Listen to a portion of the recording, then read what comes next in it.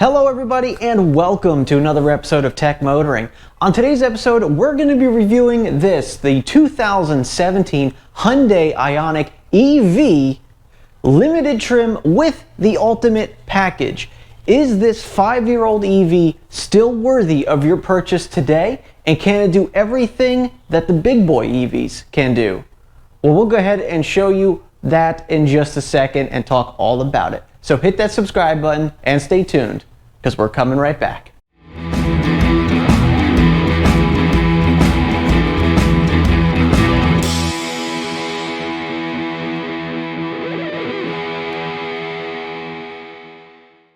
All right, everybody, well, welcome back. So let's talk a little bit about this car. This car is kind of a breakthrough EV, in my opinion, about the whole EV, let's call this movement right now. This car was the most efficient electric vehicle ever produced when it was produced in 2017. Now keep in mind, this is before the Tesla Model 3 ever came out, but this was the most efficient EV. And what I mean by efficient is not necessarily it went the furthest. What it means is that it went the furthest based on the amount of energy it used. Now Hyundai is very good at making their drivetrains extremely power efficient, and that goes to show you for this car here, even though it has a small 125 mile EPA rated range on this car, that is not quite accurate in my testing.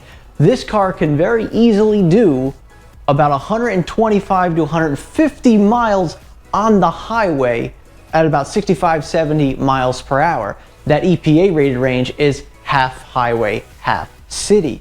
So this car does very easily exceed the expectations of the EPA's recommendation or the EPA's rating for this car.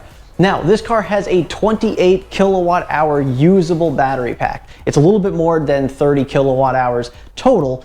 It's 28, and that battery pack is situated in the very back of the car, underneath the back seat and towards the back of the car, basically. That's where that lies. This is a front-wheel drive powertrain, and now you might be familiar with this Ioniq EV in a hybrid format. That's because it came in 3 different versions. It came in a hybrid format, a plug-in hybrid format, and it also came in the EV. Now, the EV version of this car was only sold in the state of California, probably because they were just trying to test the markets in California to see how a car like this would do. Now, you may also know that Hyundai makes the Hyundai Kona, which is a bigger battery, much further range vehicle. This was more of the budget style EV that can get you from point A to point B every single day, back and forth to work. You get home at night, you plug it in. You only need the 120 volt charger with this car because of such a small battery, because you can charge it from dead to full in about 24 hours. And you know, on a level 2 charger, it only takes about 4 to 5 hours. So it doesn't take very long to keep this car, you know, charged and ready to go for wherever you're going next. So that's what's awesome about the Hyundai Ioniq. Now the question is, does this car still hold up to today's standards? 5 years later, is this the one car that you should buy if you're looking for a used EV? Well, let's dive into that right now and discuss it. Now, the biggest thing people have about used EVs is, well, the battery's been used. I don't know how it's been, and I don't know how long it's going to last for. And honestly, you know, with this car being 5 years old, now granted, it only has about 32,000 miles on it, so not many miles on the car. But the car itself has about 32,000 miles, 5 years old. That means the battery's been about 5 years old. And you know, we bought this used about 1.5 years ago. November of 2020 is when we had purchased this vehicle. So it was almost 4 years when we bought it.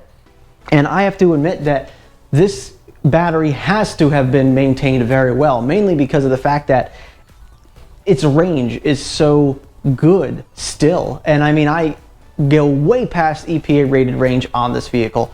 And so how does Hyundai do this? How does Hyundai make such a small battery pack so efficient? Well, there's a couple reasons to that. This car's coefficient of drag back in 2017 was the best. That means no other EV had a better coefficient of drag on this car. So they make the car super streamlined. Obviously, there's no front grille. This is just plastic, unlike the hybrid, where they actually do have some sort of grille in the front to cool down the gas motor. But this car is designed to be completely sleek. Now, of course, they took some liberties with that. Like, for instance, they didn't try to hide the wipers behind the hood at all to try to limit that. Door handles are still door handles. They didn't get rid of the door handles. So there was a couple things they could have done to make this a little bit more efficient, but they didn't need to because the car was already so efficient. And because they were able to make such a small battery pack and make the drivetrain that efficient, they figured, hey, if we can exceed over 100 and something miles on a small battery pack car, I don't see why not. So that's what they ended up with. This is the 2017, like I said before, and this is the first year that the Ioniq is produced. So they had this particular model for the 2017, 18s, and 19s. They ended up jumping up to the 38 kilowatt hour battery packs in 20 and 21. And you may be familiar now that the Ioniq 5 has just recently come out. Not quite as efficient as this vehicle. But anyway, let's go ahead and take a look at what makes this car so efficient on the drivetrain side and see why is it this way. So let's dive under the hood and see what we have there.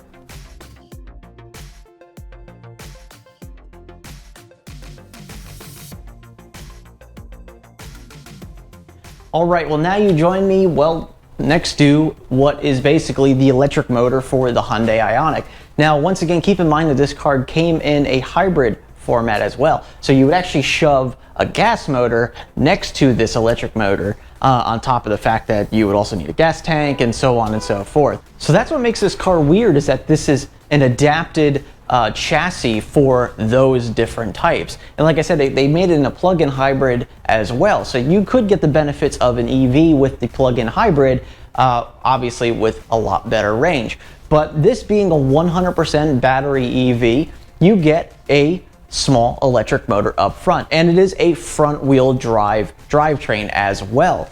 But with this electric motor, you get about 118 horsepower, which may not seem like a lot, but you get 215 foot-pounds of torque coming out of this electric motor. And on these tiny front tires, let me tell you something, there's no problem in trying to spin these things if you want them. There's plenty of torque in this car to get up and go, even at 30 or 40 miles per hour. So I think they did a pretty good job of making a front wheel drive EV, even though that's not necessarily what a lot of people want. But in a front wheel drive package, I think they did a fantastic job of making this not only extremely efficient, but also extremely fun to drive, especially since there's a sport mode, which we'll go over that when we're in the car. And you may also notice that there is no frunk in this car, which is just because they didn't really have any room in this chassis, because, well, if they had to put two engines in this, one electric and one gas, they definitely wouldn't have room for the trunk, or frunk in this case. And with them shoving this electric motor right here in the middle, it doesn't really leave them enough room to put any type of storage area under the hood, unfortunately. But we'll talk about the storage in the vehicle in just a second.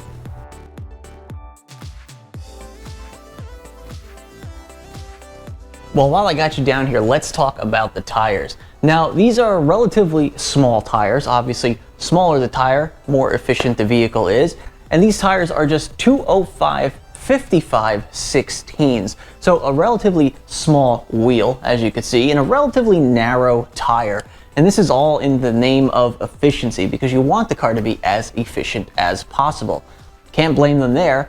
But you do have to take some liberties. And these are obviously on some Michelin low rolling resistance EV tires as well, just to help eke out a little bit more range on that. So as you can see, even though you do have a normal wheel right here, they do put in these plastic inserts to keep the air out of the wheel as much as possible. Obviously, once again, in the name of efficiency. There's also some grates, as you can see right here in the front, right next to the fog lights. And what this allows the air to do is to go through that grate and come out right here in the fender well and push air over the wheel this way, which keeps more air out of the wheel, which obviously makes it more efficient as well. Now, this is not something that Hyundai does just themselves. A lot of companies use these techniques. Obviously, you have the aero wheels like on Teslas, and a lot of vehicles are using these air pockets to push air over the wheels. But now that we talked about this, let's jump in the car and see what we are looking at.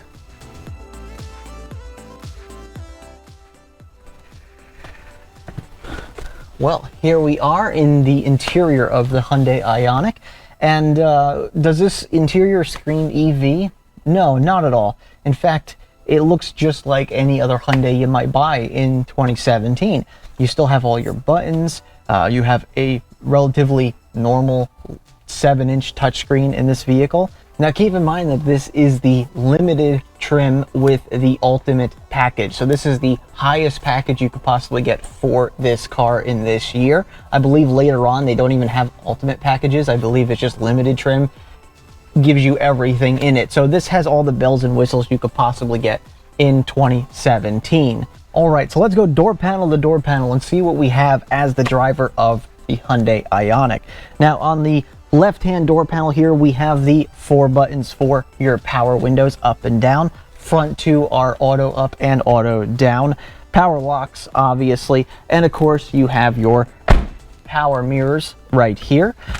You do have your seat selections and memory settings. So you can actually set up to 2 profiles, 2 drivers on this vehicle, which is kind of nice.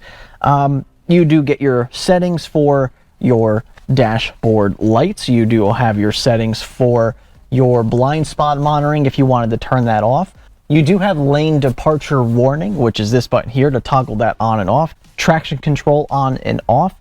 You also have your fuel door pop cap, which is actually kind of funny. It looks like a gas pump, but instead at the end it has a plug, which is kind of a nice little nod towards saying that this is an EV and not a fossil fuel car. And you have 2 buttons down here which are for your EV scheduling for charging your vehicle, which we'll go into that a little bit deeper in a little bit. You do have your typical turn signal stalk here with your headlight controls. Obviously it has auto headlights on and off. This particular model uses a HID headlight. For some reason they didn't go with LED on the Ultimates. They went with the HID, which a lot of people said that, you know, that would have been smarter if they went LED because it would use less power. But all in all, I mean, the headlights really don't use that much power. You're really using most of that from your drivetrain. Maybe a couple percent would come from the rest of the electronics on your car at nighttime. Obviously, your HVAC and your driving is going to be your biggest offender of power drains. So really, I don't believe that that's a big issue in this particular vehicle, but some people would claim that it would affect the results if you were driving it at night versus during the day. And I guess there's nothing wrong with that because technically it's true. But hey, you know what? Hyundai decided to go HIDs. They are fantastic headlights. You don't really ever need your high beams at night because these are very, very bright and very well done in this vehicle. It also, speaking of headlights, it also has the headlights that will turn as you go around a corner. So if you turn the wheel to the right, you will see the headlights kind of pan to the right a little bit. Same going left, which is very nice around those corners at night. If you live in an area where it's dark and woods, maybe there's some deer that kind of sneak out in the road, at least this keeps your headlights where you need to go, hopefully away from anything that may jump out at you. On the steering wheel here, we have our voice controls for Bluetooth, phone in the vehicle. Your volume is on the left-hand side along with those. Makes sense. On your right-hand side, you have your menu button, which controls the menu in your binnacle dash right there. So there is one menu that you can go through. And I did do a video on this menu if you want to know more about everything that's done as far as the settings inside of that. You can actually take a look at this link up here. That'll bring you to that video for an explanation of everything that you can do as far as those settings on this car. The rest of everything over here on the right side of your steering wheel is your cruise control. So you can enable your cruise control, adjust your cruise control speed, and then of course you have your distance from the car in front of you. So you can adjust that here as well. So that's pretty much everything on the steering wheel other than the horn. And of course, this has the D style steering wheel, which means it's got the flat bottom. And honestly, I do like the flat bottom. I know a lot of people maybe don't like it or would rather just have a round steering wheel, but honestly, I do like the flat bottom steering wheels. And it does make a lot of sense in this car since it is a smaller car. It's easier to get in and out. Speaking of in and out, it does have electric power seats right here. Not the passenger, that is a manual grab bar for adjusting the seat, but this does have a feature where it allows you to get in and out of the car easier by moving the seat back when you turn off the car and moving the seat back to your position when you turn on the car. So even if, you know, this is not enough to help you get out of the car with that D steering wheel, you can also have that feature that'll let you back the seat out so you can get out easier that way. Up on the mirror here, we have some basic controls like your home link for opening up your garage door, which is fantastic.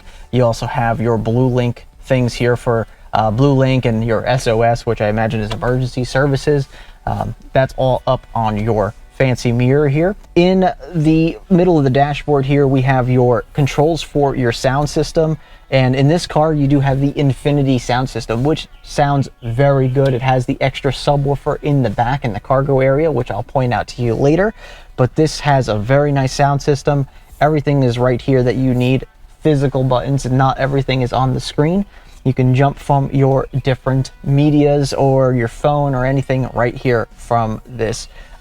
Really cool buttons. They look like the old school tape deck kind of buttons on here. Just below that, you do have your climate control, and this is a full climate control system, which is really nice because in an EV that makes a lot of sense and it's extremely important. And there's this really cool button right here called driver only, and what this does is it actually turns off all of your vents anywhere else in the vehicle, including the back vents here, passenger vents, and only gives you vents out on the driver's side, or in the driver area I should say, which does help a little bit with efficiency. So if you're on a long trip and you're by yourself, no reason to waste the extra energy, click on the driver only, and there you go, saving a couple extra electrons along the drive. Now just below that, obviously you have all your controls, including the AC and heat buttons, because in an EV, sometimes you want to take control of that, since in an ICE car, your heat is usually given to you by, excess heat from the motor. In this case, that is coming from your battery. So if you don't want to waste heat, you can actually just turn on or off the heat button right here at will, as opposed to allowing your climate control to turn on the heat by itself, which it still will do, but with this, at least you have some more control over it.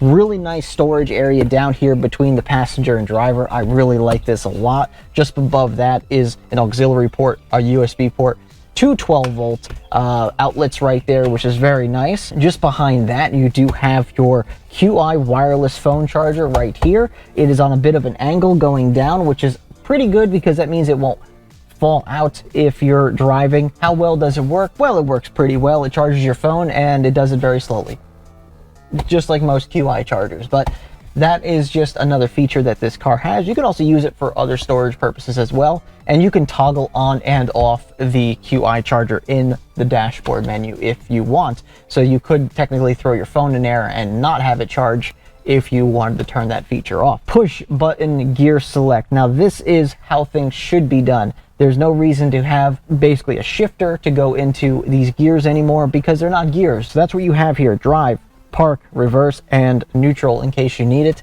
And just very well done here on the center console.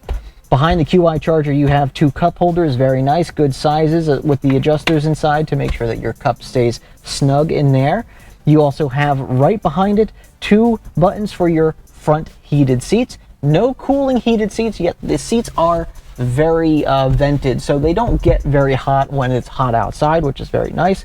You have your drive mode selector, which gives you normal, eco, and sport. Eco is a very cool mode. If you turn that on eco mode, it will actually kind of lower your draw of electricity from your climate control. And then the only difference between the performance is basically where they map the throttle for your pedal. Other than that, it really doesn't change the way the car is performing. It just changes the way that the throttle pedal feels to the driver. Behind that drive mode button is auto hold, so this does have an auto hold braking system in it. It does not have quite one pedal driving, which we'll discuss more in the test drive. It's more of a, I'm going to go down to about 3 or 4 miles per hour, and then it will artificially creep forward. But if you don't want the car to creep, you can turn on the auto hold. You still have to depress the brake pedal to stop the car completely, then the auto hold will take over from there. That's a good feature to have in this car. I just wish it would stay on all the time as opposed to it toggling off every time you turn the car off, but at least you do have the ability to turn it on right from here. Just behind that is the parking brake, electronic parking brake in this vehicle. Another small storage right here, and then of course you have your big console. It's pretty deep. You can hold quite a bit of stuff in here. There is also a USB port in here as well, so you do have a total of 2 USB ports in this vehicle. Very nice. You do have a full-size glove box in the car, which is perfectly fine for extra storage. You have indoor storage as well on top of cup holders or bottle holders, depending on what you use it for. Just a very nicely done interior. Seats are not real leather, but they are that vegan leather, or I'm not sure what they call that, but either way, it's very nice. Seats could use a little bit more cushion on a long drive. You know, I tended to have some pain after a long drive in this vehicle, so the seats probably could use a little bit more cushion, but overall, it's a very comfortable place to sit for a long amount of time. Of course, just above us, we'll take a look at the sunroof controls. You do have your sunglass holder here, LED lights for your interior, which is a very nice touch. And this is just a sunroof shade, and of course the sunroof is capable of going up in the back and also completely back. And that is pretty much what we have here in the front of the vehicle. Why don't we go ahead and scoot back one seat here and take a look at how our passengers are doing back there.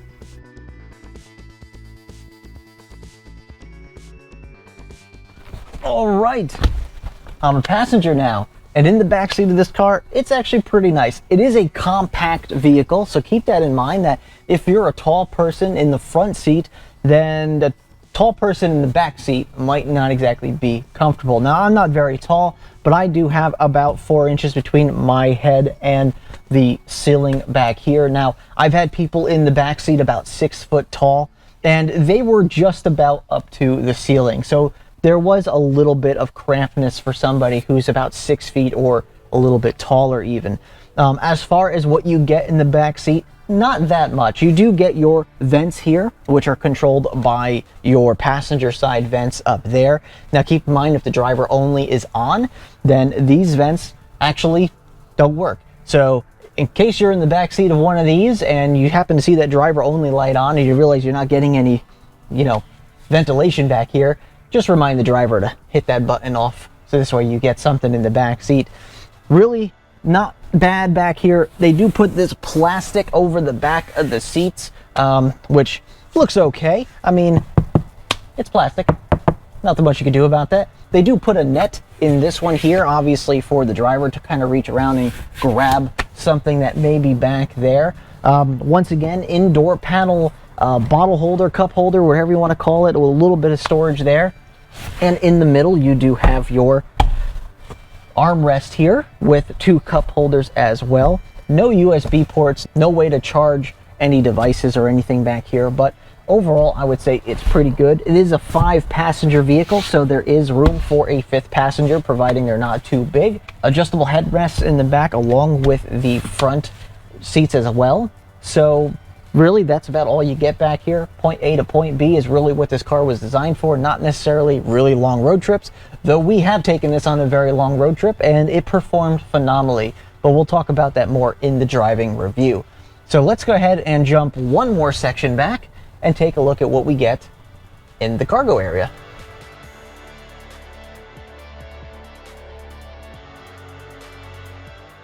All right, well, here we are in the back of the vehicle. This is a hatchback vehicle. So just a quick pull of this, an electronic release. It is a manual pull. There is no electronic tailgate, but as you can see, this tailgate does go up very, very far. It gives you plenty of clearance, obviously giving you this entire space right here for your cargo. It does have this cargo cover, which is a very nice feature that you can set up.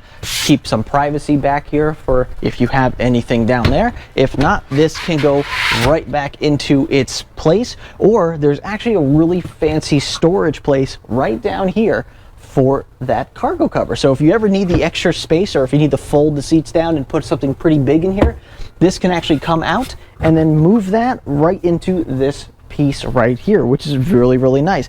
So we are looking at a pretty decent amount of cargo space back here. Maybe not very tall, but it is a pretty decent square space here. Cargo net to keep things down. This is the subwoofer I mentioned before for your Infinity sound system. Very nice, sounds very good. I do like the sound system in this vehicle. Underfloor storage is minimal, but is very useful in this car. Like I was saying before, not only do you have a section for this to sit, but if you don't have that in here, you do have a very large, deep section of small pockets that you can throw stuff in. If you continue to pull this up, you'll see that there's actually a lot more storage, about 2.5 inches deep of storage, so you could keep some small stuff back there. I keep an extra charger back there in the event that I ever need an emergency charge somewhere, and I keep some other roadside assistance stuff back there. So this way it's not clogging up the vehicle anywhere else, but it's nice and stored in the back of this vehicle here. And now that leaves all of this open for anything else you may need. Well, now that we talked about that, why don't we go ahead and jump in the driver's seat, get on the road, and see how it performs and just see how it rides.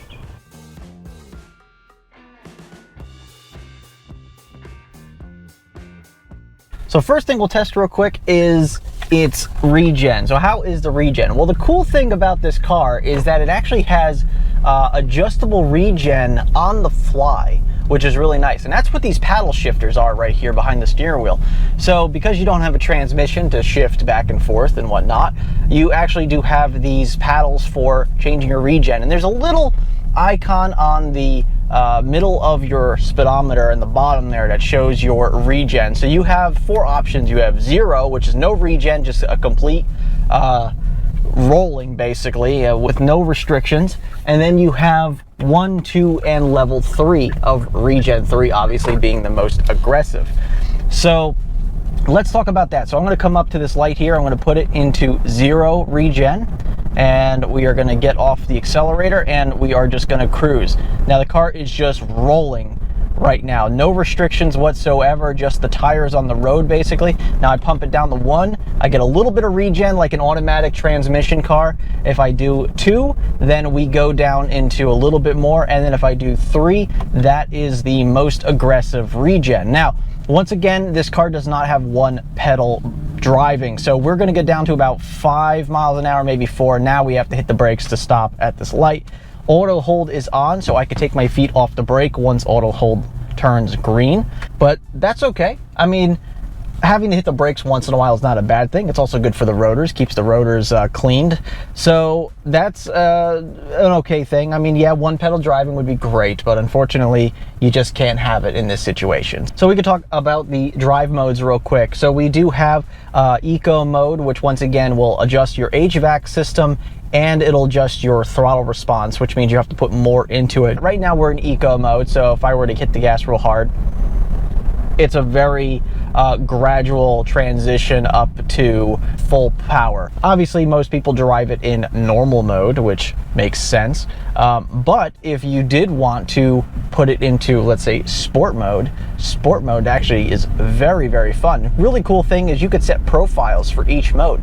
So you could set HVAC profiles, and you could specify regen profiles or regen settings for each mode. So each profile can have its own mode. So if I wanted by default regen 3 in sport mode, I can set that. So every time I put it in sport mode, it's regen 3. Or if I could turn off in the regen 0 if I really wanted to. And I could set that. Even HVAC, I could say I want HVAC to be in eco mode when I'm in sport mode. I don't know why you would want that, but you can do that.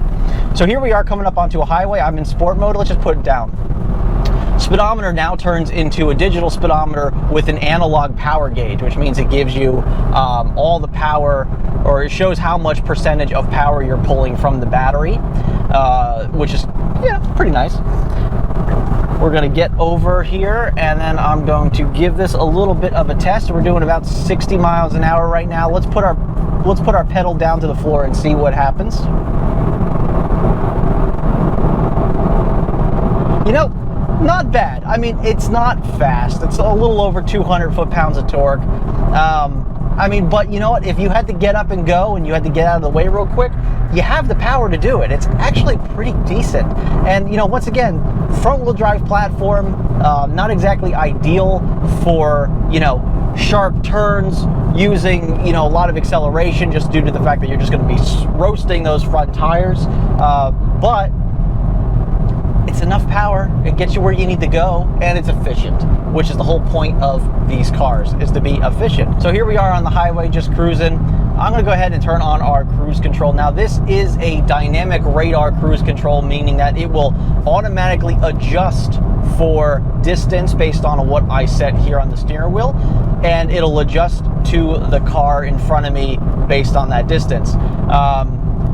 Right now I just have the speed set. Now once again, no lane centering in the 2017 model. It does have lane departure warning.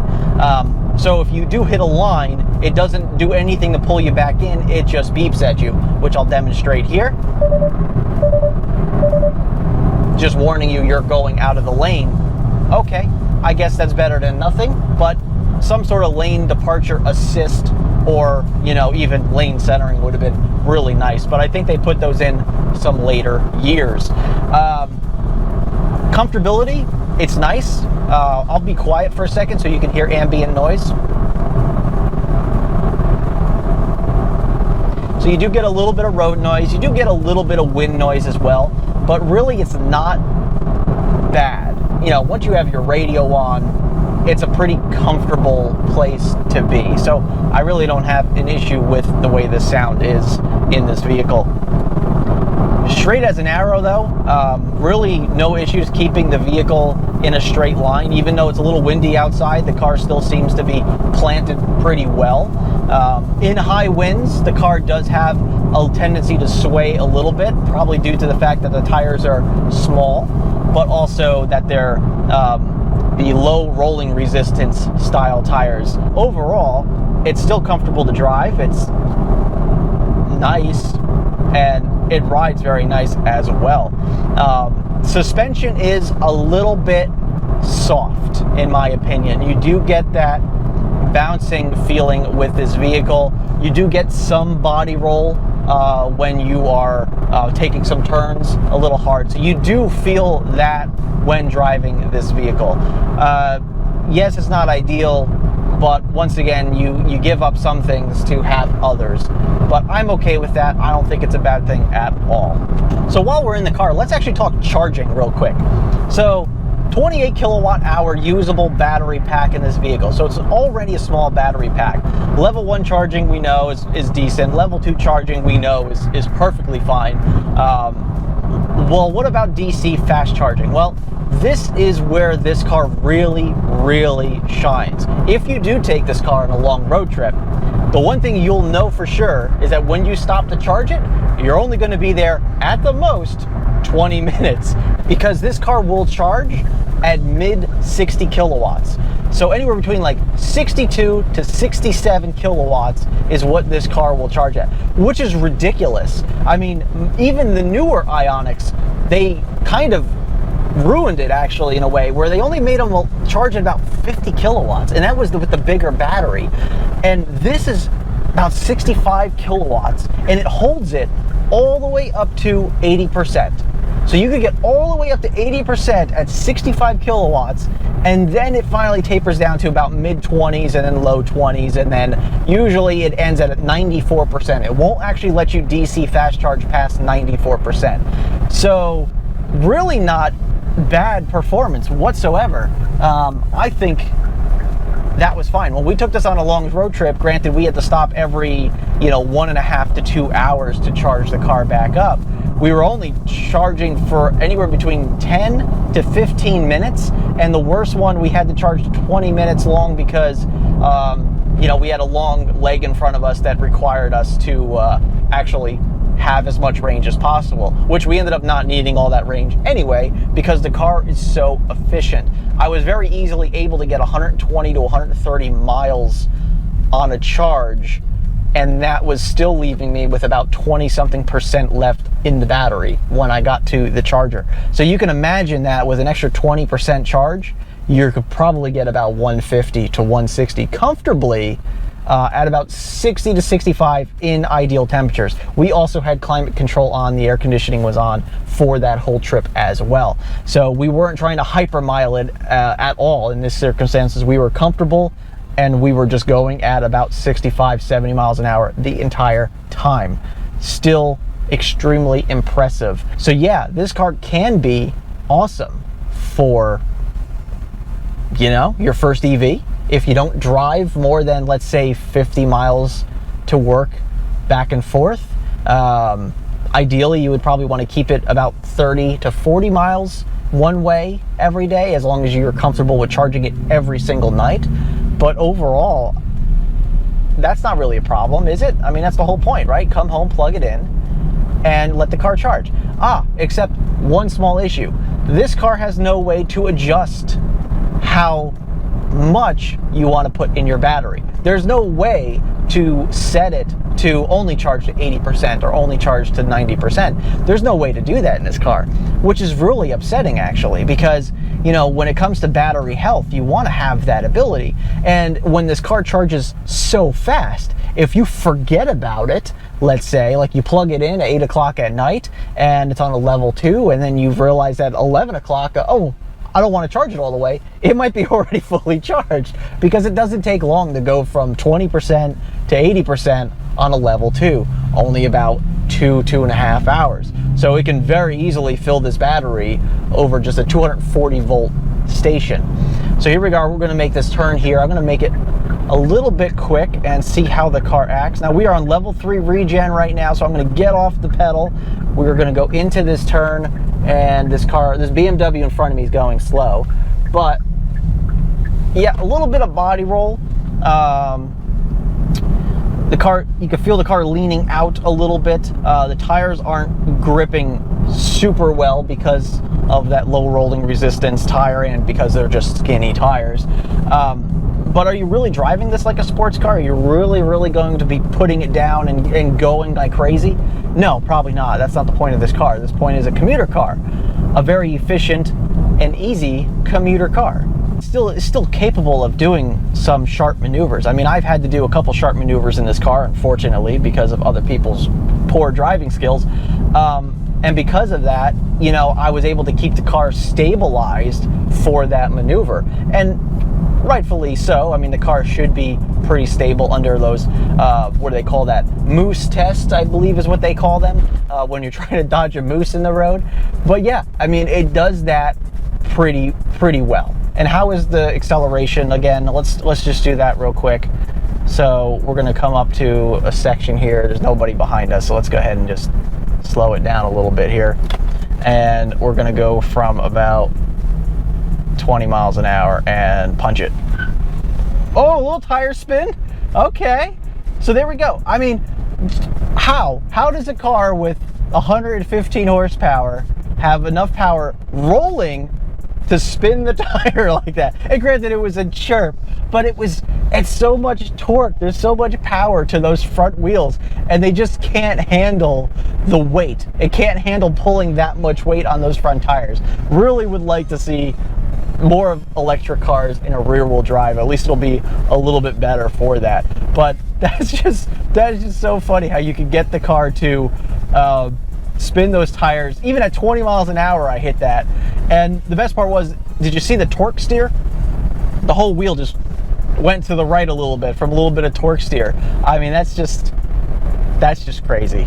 That is just so fun. But yeah, so yeah, not a performance car, right? But you can pretend it is. It's slow car fast. It's fun because it's electric though. You know, it's got so much of that power up front that it just feels like it has it. And because it doesn't shift like a transmission, you know, a car with a transmission, it just pulls and goes and goes. And I mean, you're good up to 50 or 60 miles an hour before you start to feel it taper off. So is this a good everyday car? Sure. Is it good on long road trips? If you don't mind stopping every once in a while for a short period of time. But can it be done? Yeah, absolutely. Especially now with the charging infrastructure, it's getting so much better. I mean, your DC fast charging is quick in this car, which means you could stop 10, 15 minutes, get back in the car and keep going. And I like to stop every about 2 hours or so anyway. One of the things I really like is that you can set one of your gauges here to display your miles per kilowatt hour. And right now it says we're doing about 4.3 since we've left our house. So 4.3 miles per kilowatt hour. All right, apologize for the break there, but we had a GoPro malfunction. So I'm gonna try to talk loudly so the GoPro mic picks me up. So I do apologize about that, but let's get right back onto the road here and resume this review.